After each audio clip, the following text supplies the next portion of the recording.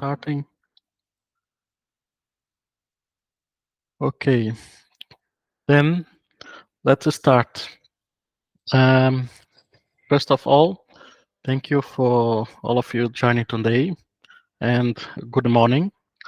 I'm Christian Precker from Amen, and today in this PeneloPe's project training activity, I will talk about manual data labeling for defect detection applications. We will travel into artificial intelligence concepts, and in my opinion, that's a fascinating topic. I hope you can enjoy it as much as I do. So, first, a bit about me. I have the PhD in physics from the University of Leipzig in Germany. And nowadays, I have a position as a senior scientific researcher at Amen Technology Center. And I have skills in data acquisition, data processing, and artificial intelligence in material science. I also have skills in preparation of samples in nano, micro, and macro sizes, and characterizations of samples, such as cryogenic systems, focused ion beam, reactive ion etching, squid, atomic force microscopy, sputtering, DC, and pulsed magnetic fields. And since to 2020, I work in the division of artificial intelligence and data analytics at Imen Technology Center in Spain. Okay, now a bit about Imen. Okay, Imen is situated in Spain. You can see here the map of Spain, and we are based in this region, which is Galicia. And we have two main buildings, the Armando Priege, the Laser Application Center. I work in the second one here. And you can see here a timeline of the history of Amen that was founded in 1967. Okay. And we work with more than 100 European projects focused on manufacturing. We are in more than 50 Horizon Europe projects, and more than 25 European projects are coordinated by Amen. And one of the main actors in more than 20 projects running. And the portfolio of Imen is advanced materials, smart system, smart manufacturing, laser-based manufacturing, and micro and high precision manufacturing, and environmental technology. Now, a very brief summary about the project PeneloPe, which is responsible for providing this training. So here it works in the product-centric data management for defining production planning, digital pipelines for end-to-end data flow, digital twins, integrating data models, zero defect manufacturing strategy for an early defect detection, and flexible worker-centric solutions, high payload collaborative robots, mobile robots and portable manipulators, exoskeletons, and AR, VR tools. Okay, so all directed to the industry. And this training is part of this zero defect manufacturing strategy that you can see in this block using artificial intelligence. Okay, and the consortium of this project, it has 31 entities coming from 9 different European countries. You can see here all the partners involved in this project. Okay. So now let's go to the outline. In this training, we will see introductory aspects of artificial intelligence, computer vision, YOLO, and Python. And after this preparation, we will put our hands to work and start with the data processing. And finally, we will have a demonstration where we will run a code using the knowledge obtained in the previous steps. Okay. So let's go starting to the introduction to artificial intelligence. Okay. So the idea of artificial intelligence became popular by Alan Turing in his famous question, can machine think? in his publication of 1950 entitled Computing Machinery and Intelligence. And in this article, Turing described a machine capable of tricking a human by pretending that he was also a human. And this became known as the Turing test. Okay, then we have here a timeline uh, showing the steps until we got to the artificial intelligence. Like in 1642, we had the first mechanical calculating machine built by the French mathematician Blaise Pascal. And then over the years, some advances were happening, like in 1837, first design for a programmable machine by Charles Babbage and Ada Lovelace. Then in 1943, foundations of neural networks established by Warren McCulloch and Walter Pitts, drawing parallels between the brain and computer machines. Then in 1950, it came this Alan Turing paper. And in 1955, artificial intelligence was coined during a conference devoted to the topic. And in 10 years later, 1965, ELISA, a natural language program, was created, and ELISA handles dialogue on any topics, in a similar concept to today's chatbots. And in the 80s, Edward Feigenbaum created expert systems which emulate decisions of human experts. In 1997, a computer program Deep Blue beats world chess champion Garry Kasparov. So it was the first time a machine could win someone, a real player of chess. Then in 2002, the iRobot launches the Roomba, the autonomous vacuum cleaner that avoids obstacles. In 2009, Google builds the first self-driving car to handle urban conditions. In 2011, IBM wants to defeat the champions of US game show Jeopardy. And between 2011 and 2014, the personal assistants like Siri, Google Now, Cortana use speech recognitions to answer questions and perform simple tasks. In 2014, Jan Goodfellow comes with the generative adversarial networks, which are some kind of generative models that you can create new data using artificial intelligence. And in 2016, AlphaGo beats professional Go player Lee Sedol. And since 2018, in most universities, they have courses about artificial intelligence. Okay. Now, what is artificial intelligence? Well, it depends who you ask. If you ask the Wikipedia, artificial intelligence is the intelligence of machines or software as opposed to the intelligence of living beings, primarily of humans. It's a field of study in computer science that develops and studies intelligent machines.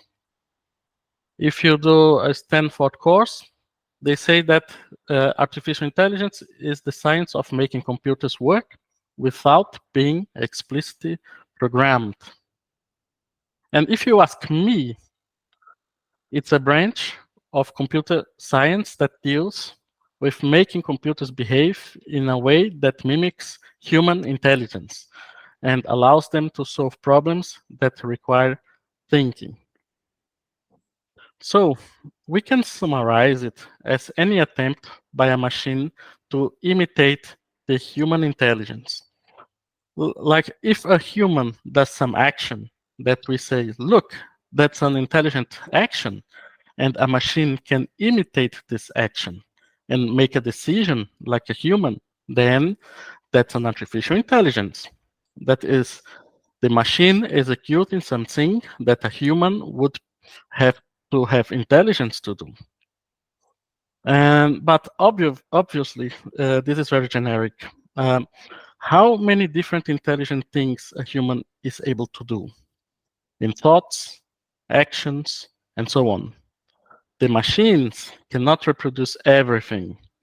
In some specific areas, the machines are performing better than humans, but in many other areas, the humans are way ahead the machines. So, the definition of artificial intelligence over time. So, this definition has been changing over time. If we think of years ago, in a time when there were no calculators and computers, solving a calculus integral could be a very complicated task. You should have knowledge of mathematics and calculus, and it was not a task that anyone could do. One should have some intelligence to do it. Then, calculators that could solve these integrals much faster than humans appeared, and nowadays it's no longer considered that doing a calculation is an intelligent action. We consider that a calculation done by a calculator or computer, or opening some website on the internet that makes calculations, gives us the impression that there is a code executing a command. It's like a reproduction of an algorithm that gives a result. And nowadays, I believe that few people would consider a calculator as an artificial intelligence. But in the time these calculators appeared, the people could think, look, just humans were able to do these calculations. Now a machine is able to do it. This is an artificial intelligence.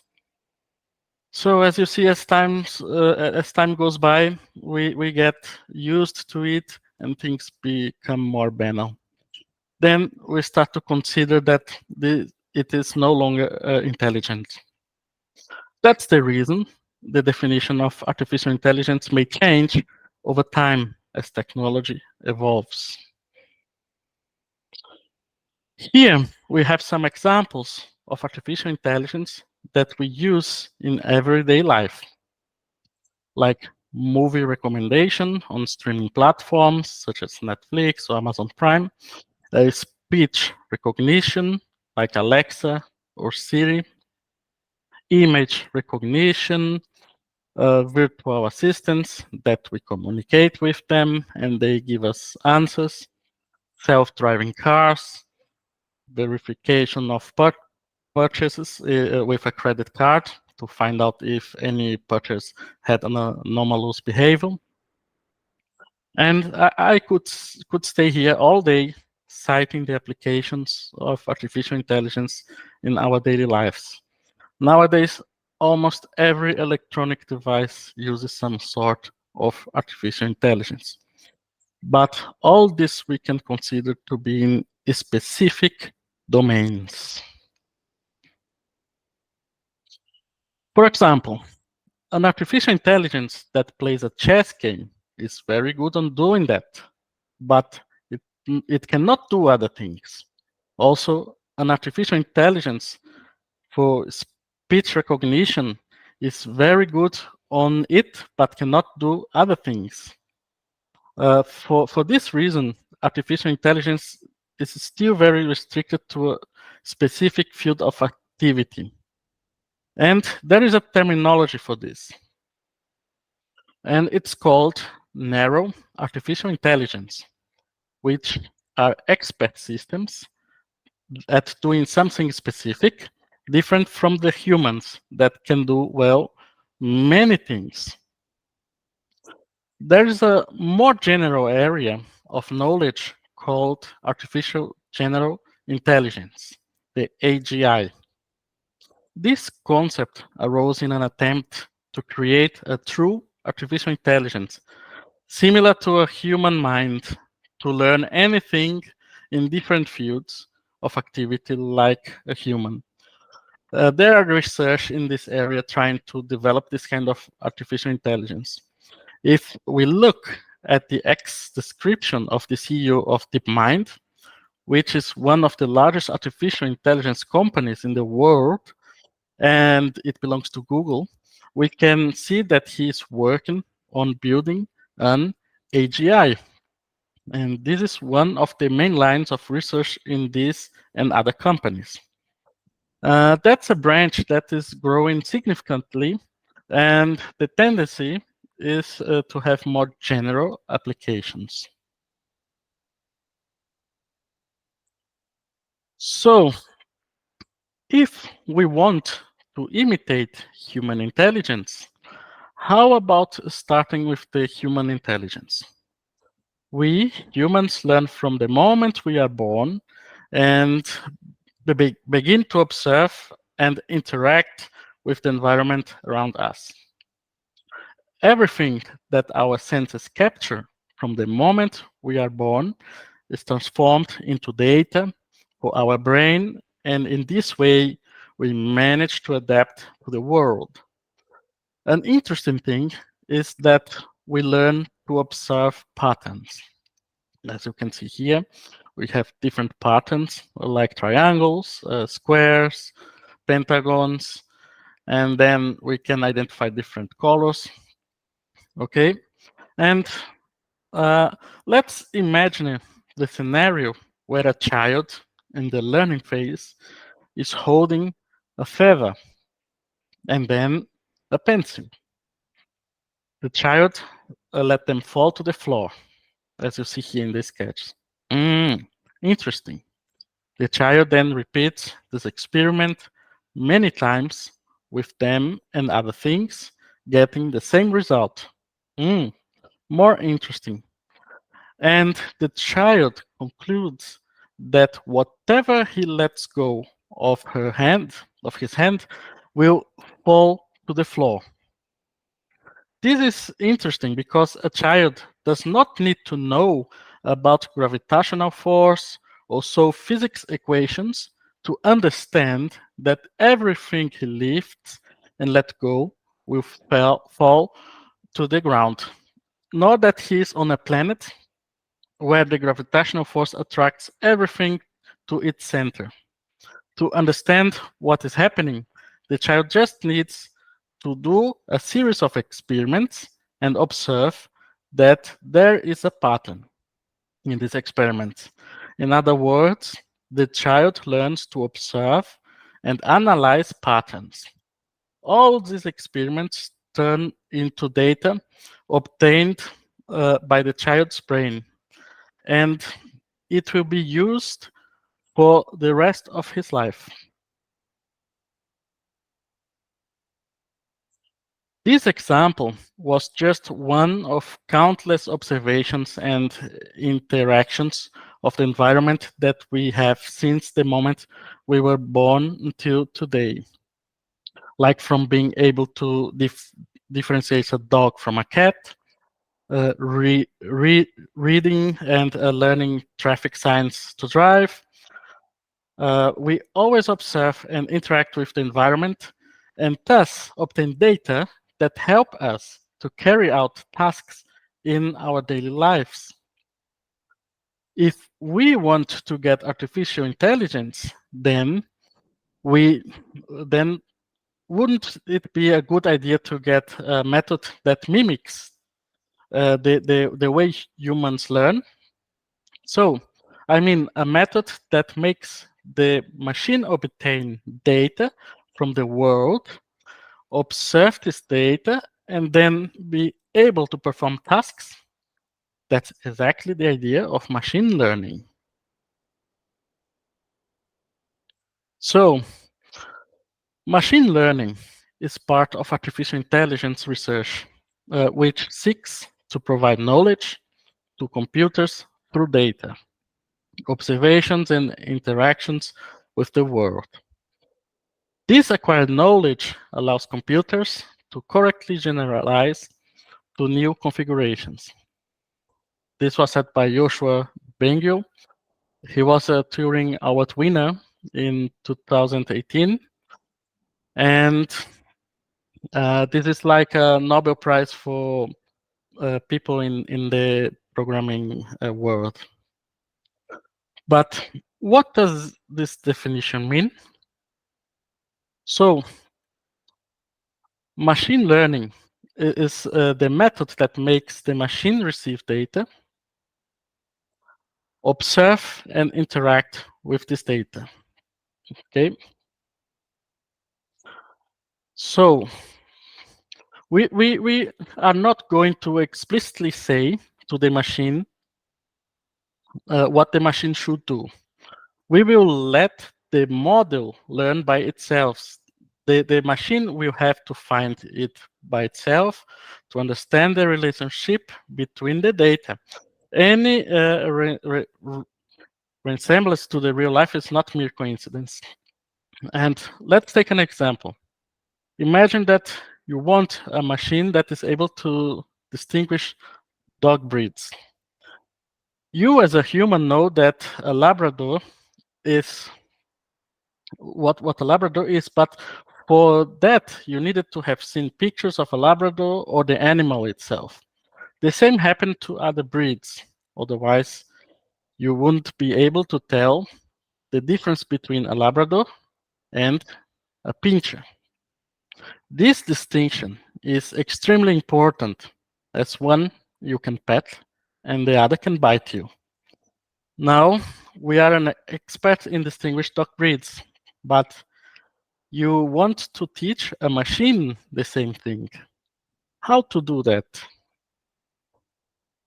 So initially, you will need data that can be photos of different breed of dogs. You feed these photos to a model, and this model alone, just looking at the photos, will have to learn how to differentiate one breed from another. There are many different ways to do this, mainly split in two branches, known as supervised methods and unsupervised methods. Now that you are familiar with the idea of artificial intelligence, we can start getting a bit more deep in the concepts. So, artificial intelligence, uh, that it's theories and techniques that aim to artificially simulate intelligence. The bounds are not clear, so you see here this dashed cloud representing the artificial intelligence. Then, machine learning. Machine learning is statistical approaches that aim to make algorithms able to learn from data, adapt a model to answer to an objective according to the data.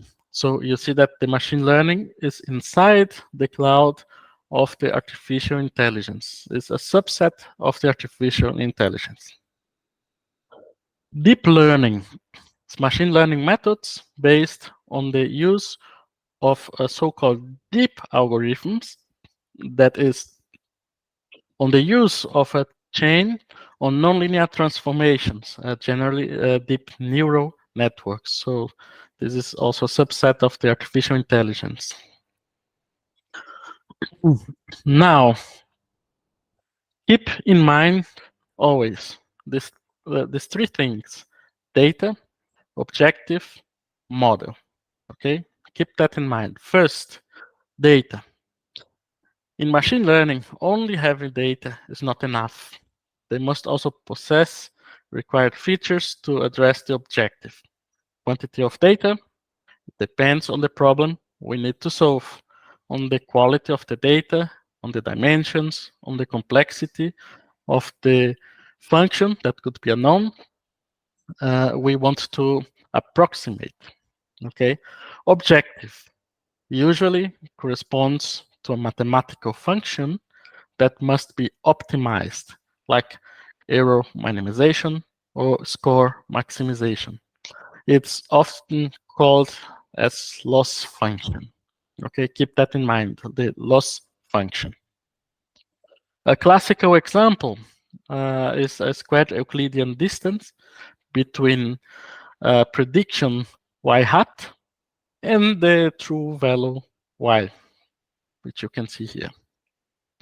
And model, it represents the function f of theta that predicts y hat, the prediction, from the input data x.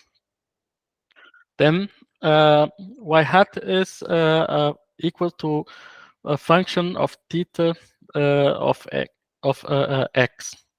And theta are the parameters of this function that must be optimized to address the given objective. Many types of models exist in the literature. And see the following scheme in the next slide. So what you see here is a machine learning forest with many different models in the year of 2013. And nowadays, it's not possible to have this tree here in the screen because there are so many models, so many possibilities, it not fits here anymore. So that's why I had to use this example from 11 years ago. And for example, if you have done in your life linear regression, as you can see here, you have done already in your life machine learning. Okay. So let's continue. The choice of models. As you could see, there are many models. First, we should look to the data we have, the database. The first thing you should ask, or you should check, is this data labeled? If yes, if you have the labels, that's a supervised kind of approach. So, and what is the output? If it's a discrete output, then you can use classification methods like support vector machines, neural networks, decision trees. And if the output is continuous, you can use regression methods like linear regression, Gaussian processes, and neural networks. But if your data is not labeled, then we should go to the unsupervised approaches. So, in the same way, what is the expected output? If it's discrete, we should go to clustering methods like k-means, k-nearest neighbor. And if the output is continuous, then we should go to the embedding using PCA or autoencoder. But there is something in between, like this is the data label kind of, and then we have an objective that could be modelization, where we come to the generative models. And there are, for example, generative adversarial networks and variational autoencoders, or for adaptation, for reinforcement learning, adaptation to increase a score. Okay. So then let's go a bit more in detail for the supervised learning. So we have the data. Let's represent here by X and Y, and a class of models of this function f of theta, where theta are the parameters. We want to predict the outputs y from the inputs x. Okay. Then we define an objective function, a loss function, And here is one example of a loss function. Okay.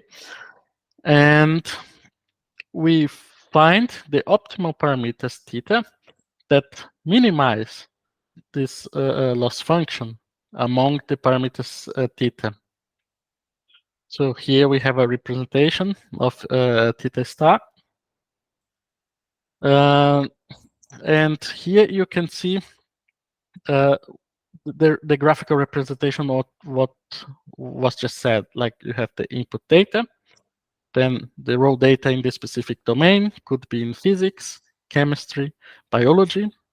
Then we have a mathematical transformation with the input data for the machine learning algorithm. Then we have the machine learning algorithm, which has its parameters. And then the output data for the machine learning, you can use it to give a feedback to the algorithm to improve its performance. And here in this algorithm, you have also the hyperparameters that you can play with, changing them to try to see if the model performs better or not.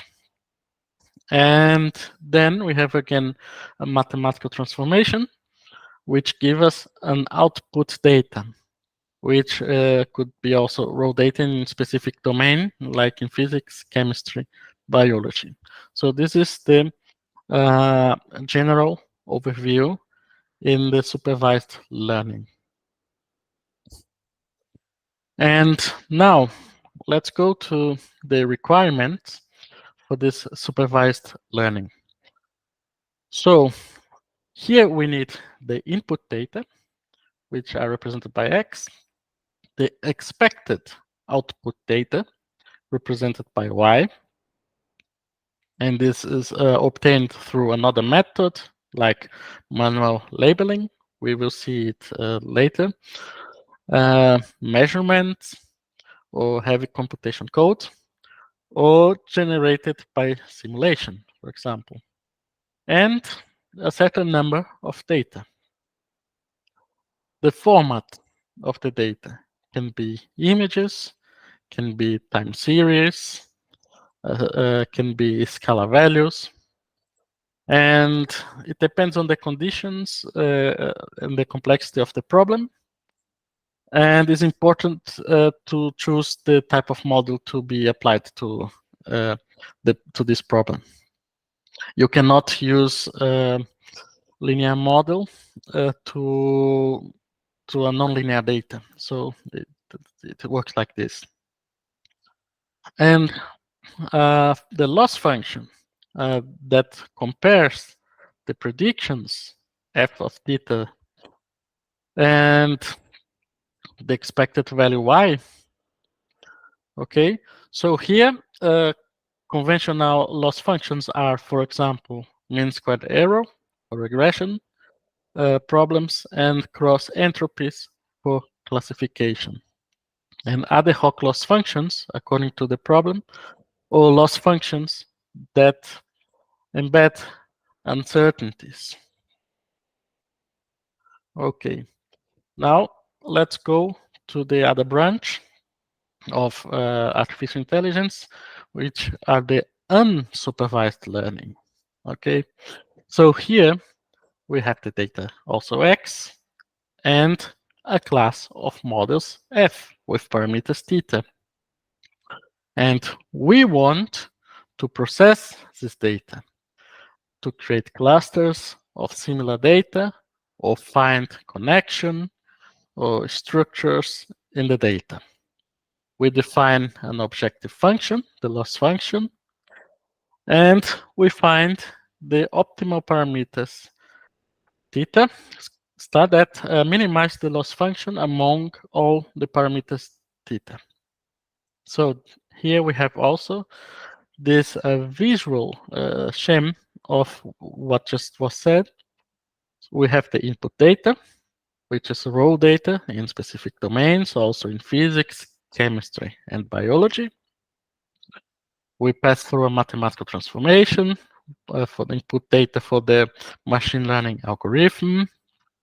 And then we have the machine learning algorithm with the hyperparameters. And then we have the model prediction. And this prediction can be used to feedback the algorithm and improve its performance as well. So then the requirements for this kind of unsupervised learning. So database, we need the input data, and we don't have expected output data. And also we should have a certain number of data. The format of the data could be images, time series, scalar values, so on. And conditions depends on the complexity of the problem, and it's important to choose the most suitable type of model. And the loss function depends on the objective. For example, if you want to do clustering, a similarity measure between the data, and embedding, which stands dimensionality reduction, then maximum variance of the data in a specific subspace, like principal component analysis, the PCA.